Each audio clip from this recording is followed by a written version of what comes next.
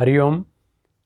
इंसान की राम, कृष्ण, महावीर, बुद्ध, हनुमान जी से तुलना क्यों ना करें? अरे वही तो कसौटी है।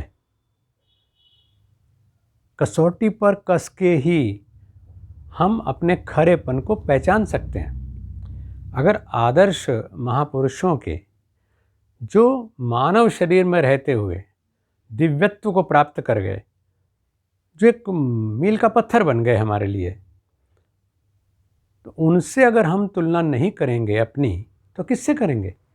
अक्सर ये होता है कि गुरुजी से तुलना नहीं कर सकते। क्यों नहीं कर सकते? मैं तो कहता हूँ कि भगवान से भी तुलना करनी चाहिए।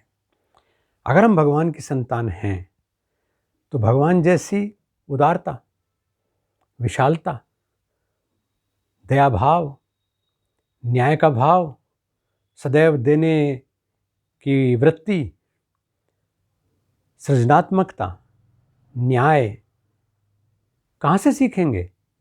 सहज में हम उनसे ही सीखेंगे। परमात्मा के संतान में परमात्मा वाले गुण होने ही चाहिए। अगर हमें इन महापुरुषों के प्रति, गुरुजनों के प्रति और यहाँ तक कि परमात्मा के प्रति और प्रकृति के प्रति भी कृतज्ञ होना है, तो उनकी अच्छाइयों को जान करके, उसका अनुसरण करके तब ये स्थिति आ सकती है कि हम ये कह पाएँ कि आपकी कृपा से हमें ये प्राप्त हुआ। वरना तो स्तर नीचे गिरता चला जाता है। एक बार मुझे ध्यान है, एक बार एक प्रतियोगिता हो रही थी खेल कूद की। बहुत साल हो गए इस बात को, सन 80 के आसपास की बात है। मेरे साथ मेरे एक दो साधक भी थे। तो वहाँ पर प्रतियोगिता जब हुई, मैं तो स्वयं भी अभ्यास करता था, उनको भी साथ में अभ्यास कराता। उनके अंदर श्रद्धा का भाव था, मैं जानता हूँ, लेकिन मैंने अपने आप को उनके अंदर घोला और उसका परिणाम क्या हुआ कि वो मेरे जैसे होते चले गए। जब प्रतियोगिता हुई तो अपने वर्ग में मैं विजेता हो गया, अपने वर्ग में 2 साधक और विजेता हो गए। राष्ट्रीय स्तर की स्पर्धा थी। फिर उसके बाद मुख्य टाइटल जिसको कहते हैं, खिताब के लिए प्रतियोगिता थी, वो हम तीनों में होनी थी। लेकिन जब उस प्रतियोगिता का समय आया तो वो दोनों बच्चे, दोनों साधक वहाँ से गायब हो गए। सामान्य नियम ये होता है कि आवाज़ लगाई जाती है, प्रतियोगिता होती है। अगर एक आवाज़ पर प्रतियोगी ना आए तो दूसरी, और फिर कहते हैं थर्ड एंड फाइनल कॉल, यानी अगर तीसरी बार भी वो मुकाबले के लिए ना आए तो फिर जो एक बचा हुआ है उसको चैंपियन घोषित कर दिया जाता है बिना लड़े। तो जब उनको 2 बार आवाज़ लगी और वो नहीं आए, मैं समझ गया।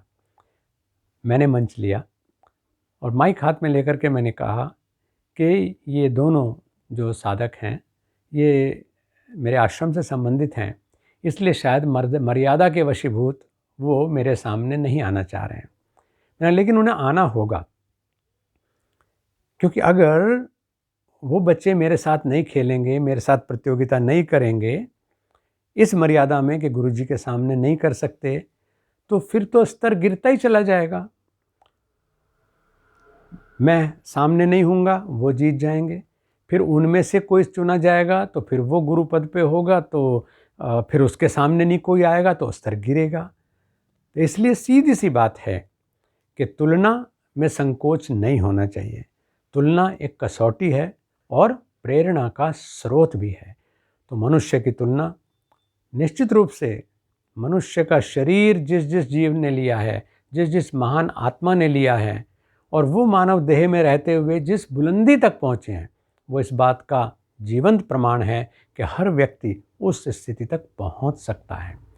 जब तक राम रोम रोम में बसने वाले राम नहीं बन गए, जब तक कृष्ण योगेश्वर नहीं हो गए, तब तक तो वो कान्हा ही थे ना।